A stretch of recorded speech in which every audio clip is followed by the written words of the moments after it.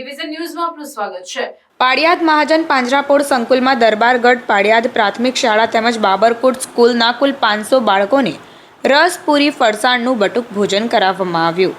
મુંબઈના દાતા દ્વારા બાબરકોટ મહાજન પાંજરાપોળ ખાતે પાંજરાપોળ કમિટીના સુંદર આયોજન થકી દરબારગઢ પ્રાથમિક શાળા અને બાબરકોટ પ્રાથમિક શાળાના તમામ 500 જેટલા બાળકોને તથા સ્ટાફગણને શાક, પૂરી, રસ, ખમણ, કેરીનું અથાણું, પુલાવ, છાશ વગેરેનું ભરપેટ ભોજન કરાવવામાં આવ્યું।